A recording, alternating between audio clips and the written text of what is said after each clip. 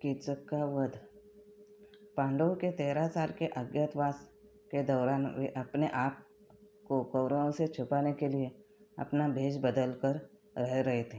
पांडव और उनकी पत्नी द्रौपदी वहाँ सेवक की तरह रहते थे।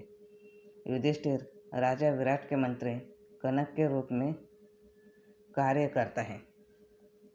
अर्जुन ब्रह्म नाम के किन्नर के रूप में वहाँ की राजकुमारी उत्तरा को नृत्य सिखाता है। भीम राजा बल्लव के रूप में खाना बनाने वाला होता है। वही नकुल ब्राह्मणती के रूप में घुड़सवार और सहदेव तंत्रीपाल के रूप में चरवाहा होता है। पांडव पत्नी द्रौपदी सरेंद्री यानी कि मालिनी के रूप में वहाँ की रानी सुदेशना की दासी होती है। कीचक विराटनगर का सेनापति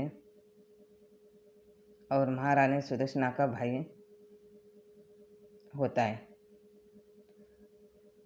कीचक बहुत जिद्दी किस्म का आदमी था। वो जो चाहता था पाकर ही रहता था। उसने कभी अपनी जिंदगी में ना सुना ही नहीं था। कीचक एक बहुत आकर्षित आदमी था। सभी राजकुमारियां उस पर मरती थी। कीचक एक बार अपनी बहन सुदर्शना से मिलने उसके महल में गया। वहाँ उसने उसके दासी मालिनी यानी कि द्रौपदी को देखा। द्रौपदी के रंग रूप को देखकर कीचक पागल हो गया। वो अपनी सारी पत्नियों को भी भूल गया जो उसके साथ रहते हैं। कीचक ने मन में ठान लिया कि वो उसे पाकर ही रहेगा। कीचक यह बात अपनी बहन सुदर्शना को बताता है और मालिनी को उसके पास भेजने को कहता है। द्रौपदी कीचक के पास जाती है और मदिरा का पात्र देती है। कीचक उसे पीछे से पकड़ लेता है और बोलता है कि वो उसे अपनी रानी बनाना चाहता है। द्रौपदी अपने आप को छुड़ाकर गुस्से में कीचक से कहती है कि वो उससे दूर रहे, अन्यथा उसके लिए अच्छा नहीं होगा। ऐसी आवाज़ सुन कर कीचक चकित हो जाता है और उसे शक होता है कि एक मालिनी एक मामूली दासी नहीं है बल्कि किसी बड़े घराने से ताल्लुक़ रखती है। इसी दौरान दुर्योधन शकुनी विराटनगर आते हैं और राजा विराट से मिलते हैं। वे राजा विराट से कहते हैं कि पांडव पिछले 1 साल से उनके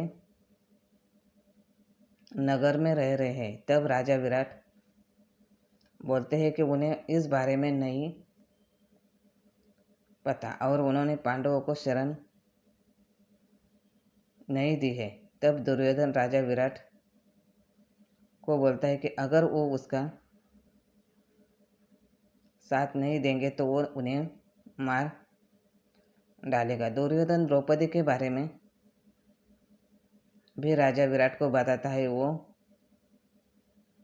बोलता है कि वो बहुत सुंदर और आकर्षित है। ये बातें कीचक सुन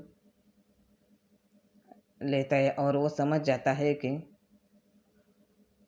मालिन ही द्रौपदी है। तब कीचक दुर्योधन के पास जाकर पांडवों को ढूंढने में उनकी मदद करने को कहता है। यह बात वो राजा विराट को भी नहीं बताता है। कीचक जो कि जान चुका था द्रौपदी की सच्चाई, उसके पास जाकर उसे द्रौपदी नाम से बुलाता है। यह सुनकर द्रौपदी अचंभित हो जाती है।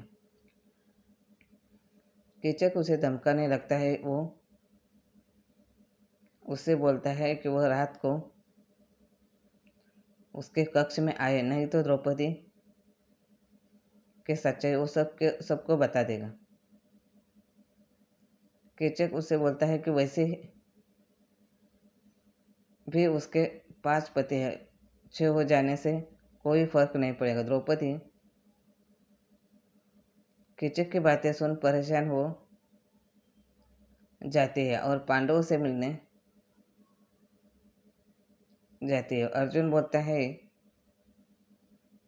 कि कीचक को द्रौपदी के साथ साथ इस राज्य की भी लालसा है। वो राजा विराट की जगह खुद राजा बनना चाहता है। तब पांडव मिल कर कीचक को मारने की योजना बनाते हैं। कीचक विराट नगर का राजा बनने के बाद दुर्योधन और शकुनी को बताता है। वो उनसे बोलता है कि वे राजा विराट से युद्ध कर उसे और अपने उनके बेटे उत्तर को मार डाले ताकि वो राजा बन जाए। बदले में वो पांडवों को खोज कर उनका अज्ञातवास तोड़ने का वादा करता है। दुर्योधन उसके बाद मान जाता है। कीचक के जाने के बाद शकुनी दुर्योधन को समझाता है कि कीचक का वध भीम आज ही कर देगा। वो उसे बोलता है कि द्रौपदी का अपमान पांडव कभी सह नहीं कर सकते। शकुनी दुर्योधन को बोलता है कि आज जब भी भीम कीचक का वध करेगा तब वहाँ के शोर से हम समझ जाएंगे कि युद्ध कहाँ हो रहा है और वहाँ जाकर भीम और बाकी पांडवों को पकड़ लेंगे। शकुनी को यह नहीं पता होता है कि अर्जुन के पास एक योजना होती है अपने अज्ञातवास को बचाने के लिए। योजना अनुसार द्रौपदी कीचक को अपने कक्ष में बुलाती है। कीचक वह आता है और द्रौपदी को लेटा हुआ देख उसके पास जाकर उसे पकड़ लेता है। वह द्रौपदी के रूप में भीम होता है। भीम अपने बल से कीचक के हर अंग की बारी बारी से हड्डियां तोड़ देता है। दोनों के बीच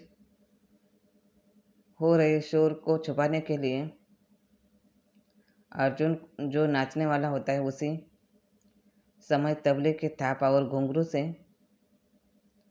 शोर करने लगता है, जिस वजह से पूरे महल में सिर्फ वही आवाज़ होती है। और दुर्योधन एवं शकुनी भीम तक नहीं पहुंच पाते हैं।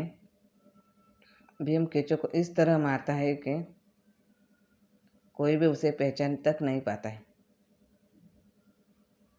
धन्यवाद।